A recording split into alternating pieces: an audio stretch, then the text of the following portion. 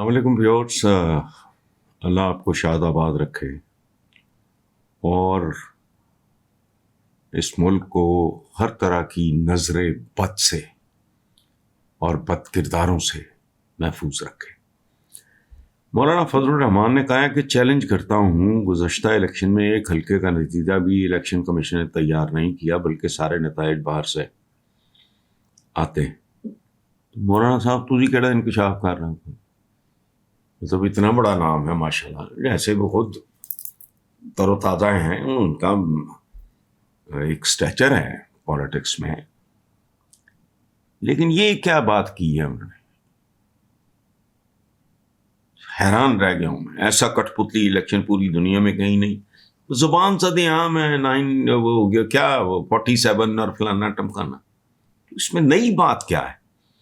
اچھا اگلی بات ان کی سنیں، ایسا کٹ پتلی الیکشن، ایسا کٹ پتلی کمیشن، الیکشن کمیشن پوری دنیا میں کہیں نہیں۔ تو ظاہر ہے کٹ پتلی جو ہے وہ کٹ پتلیوں کو ہی جنم دے سکتی ہے نا۔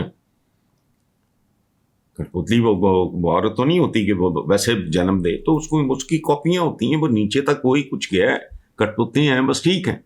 اچھا دوسری بات جو مولانا نے ارشاد فرمائی ہے کہ لوگ اور سرمایہ ملک سے باہر جا رہے ہیں، جانے دو، روک سکتے ہو؟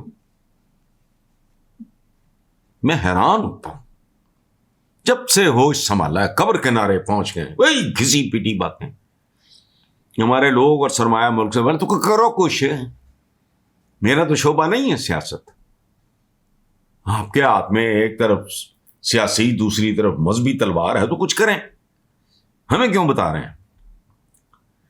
ہمارے لوگ اور سرمایہ ملک سے باہر جا رہے ہیں، یہ تھے کہتے جی برین ڈرین، کچھ دا خیال ہے برین گین، ماشاء اللہ برین لیس سارا کچھ ہو رہا ہے۔ پارلیمنٹ میں قانون سازی بھی اس تاثر کو مضبوط کر رہی ہے، سب نو پتہ ہے۔ یعنی میں حیران کون بات ہے، آپ ایسے ہی ہے کہ آدمی کو بھوک لگتی ہے، جب تک وہ زندہ ہوتا ہے اس کو پیاس بھی لگتی ہے، یہ کیڑیاں گلاں نے۔ اچھا طاقتور قوتیں اپنی گرفت مزید مضبوط کرنے کے لیے قوانین بنا رہی ہیں، نئی گل ہے، مطلب حیران کن۔ کب تک خوبصورت الفاظ اور دلکش جملوں سے عوام کو بہلایا جاتا رہے گا؟ تو کمال کی بات ہے۔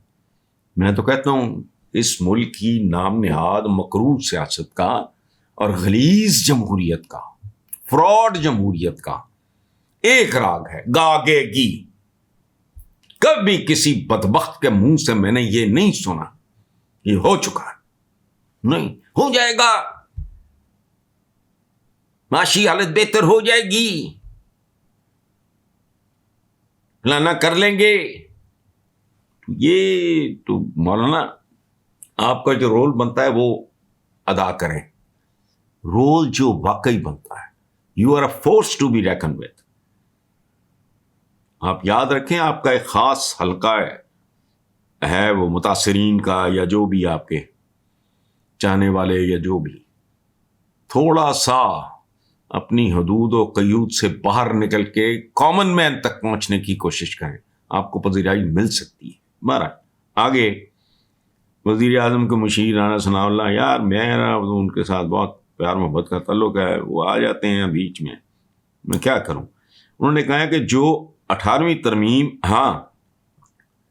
رانا ثناء اللہ نے کہا کہ 18ویں ترمیم کوئی آسمانی صحیفہ نہیں ہے، تو پورے کا پورا آئین نہیں ہے وہ کی ہے، یہ کوئی آسمانی مقدس کہتے آئین مقدس دستاویز ہو، ایسی تیسی ایک ایسی دستاویز جو چند لوگوں نے بنائی ہے، جن کو لیڈ کون کر رہا تھا کتابوں میں لکھا ہے کہ وہ ٹپسی تھا۔ میں ٹپسی اور کو گناہ نہیں سمجھتا، یا ڈرنک تھا، میرا ایشو نہیں ہے، لیکن وہ اس حالت میں کہہ رہا ہے کہ میں شراب بین کر رہا ہوں۔ اس کے بعد ایک نمازی پرہیزگار ضیاء الحق آیا، اس کا جملہ کیا ہے؟ یہ چیتھڑا ہے، چند کاغذوں پہ مشتمل ایک چیتھڑا، ختم۔ یہ میں نے نہیں کہا، پوری دنیا جانتی ہے، میرے ایج گروپ کے ہر بندے نے یہ پڑھا ہوگا، اس وقت اخباروں میں جو ضیاء الحق کے حوالے سے چھپا تھا۔ اچھا اب آگے ہیں رانا ثناءاللہ نے جو باتیں کی یہ درست ہیں، لیکن یہ ہیں کیا اسی طرح ہے ہی اس طرح. اچھا وہ آخر پہ وہ کہتے ہیں 18ویں ترمیم کے بعد وفاق کے پاس کچھ نہیں بچا اور تمام اختیارات صوبوں کے پاس چلے گئے ہیں. ٹھیک ہو گیا، مجھے نہیں کوئی دلچسپی ہے اوپر ہوں نیچے ہوں بہت نیچے ہوں، لٹ مار نہیں رکنی.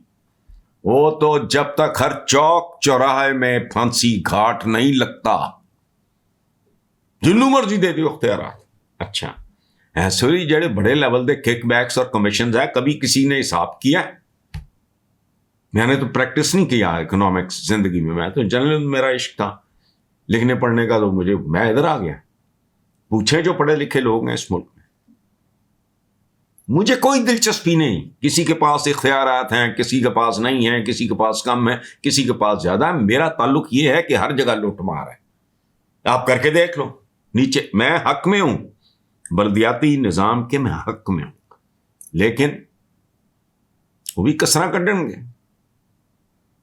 چونکہ انہوں نے مالکان بیٹھے ہونے، انہوں نے اپنے بندے لے آنے.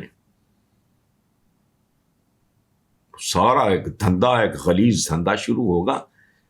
قوم نے 78 سال میں 78 گھنٹے کا سفر بھی نہیں کیا. قوم بنتی ہے کیریکٹر بلڈنگ سے، کیریکٹر بلڈنگ سے نیشن بلڈنگ ہوتی ہے. یہاں تمہارا کیا خیال ہے ایڈیاں تونداں تے گاٹے تے ٹائیاں تے سوٹ انہوں نے کی توپ چلا لی ہے.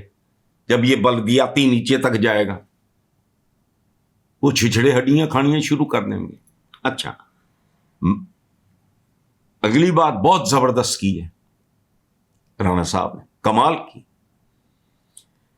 کہ 18ویں ترمیم کے بعد وفاق کے پاس کچھ نہیں بچا اور تمام اختیارات صوبوں کے پاس چلے گئے ہیں. مگر اصلی پاکستان مگر کے بعد شروع ہوتا ہے. مگر اب صوبے یہ اختیارات نچلی سطح پہ ڈسٹرکٹ اور تحصیلوں کو منتقل کرنے کے لیے تیار نہیں ہے. پاکستان نہیں ہے، حلوائی دی دکان ہے جتھے نانا جی تے دادا جی پردادا جی پڑنانا جی سب دی فاتحہ مفت ہو رہی ہے. اسلامی جمہوریہ حلوائی کی دکان، یہ باتیں ٹھیک کی ہیں انہوں نے. اور یہ ایک ڈھونگ اس ملک میں لگا ہوا کہ سیکرٹ مقدس دستاویز ہو. مقدس کس طرح؟ کچھ لوگوں نے کٹھے ہو کے ایک دستاویز تیار کی تھی ہے، وہ ادھر دھجیاں اڑی ہیں، اور اگر دھجیاں نہ بھی اڑتی تو وہ دستاویز مقدس ہو کیسے سکتی؟ کوئی دستاویز جس میں ترمیم ہو سکے مقدس نہیں. الہامی کتابیں قرآن پاک سمجھ میں آتی ہے بات، یہ کی اوقات ہے. نے پوری اوقات کھول کھال کے عوام دے ہاتھ چھپڑاتی سی، کس نے کی بگاڑ لیا ہوتا. اور یہ شاید واحد سچ ضیاء نے اپنی زندگی میں بولا ہے، ورنہ پالیٹکس میں آ کے اس نے سچ نہیں بولا. آگے وزیر دفاع خواجہ آصف نے کہا کہ بھیک مانگنا منظم کاروبار اور باقاعدہ پروفیشن بن چکا ہے. گداگری کا کاروبار ملک میں سب سے زیادہ روزگار مہیا کر رہا ہے. اس کاروبار کے ٹھیکیدار بچوں عورتوں اور جعلی معذوروں سے کروڑوں روپیہ کماتے ہیں. یہی مافیا ہزاروں بھیک مانگنے والوں کو گلف ممالک میں ایکسپورٹ. اچھا جس کے باعث انہوں نے بیرونی ممالک نے پاکستانی ویزے بند کر دی. بھائی میاں وزیر دفاع صاحب، بھیک مانگنا منظم کاروبار اور باقاعدہ پروفیشن یہ تو ٹاپ پہ ہے. آپ کے وزیر اعظم نے کیا کہا تھا کہ میں جاتا ہوں، الفاظ آگے پیچھے ہو سکتے ہیں، تم پتا بھیک مانگنے آیا یا پیسے مانگنے آیا یا ری رول کر دو. تمہارے برادر اسلامی ملک نے نہیں کہا ہے نہیں چلو سال کے لیے نہیں ری رول کرنا، 1 مہینے کا ٹائم دیتے ہیں اور سود اس میں زیادہ ہوگا. ختم. تو اوپر سے نیچے. اور یاد رکھیں کک بیک اور کمیشن بھی بھیک ہوتی ہے. بڑے بڑے میگا پروجیکٹس جڑا مال بنایا جاتا ہے یا کھادا جاتا ہے وہ کیا ہوتا ہے؟ بھیک ہوتی ہے. وہ پاکستان دے ویزے بند کرتے تھے، پھر کی کریے ہوں؟ کھلوا لو.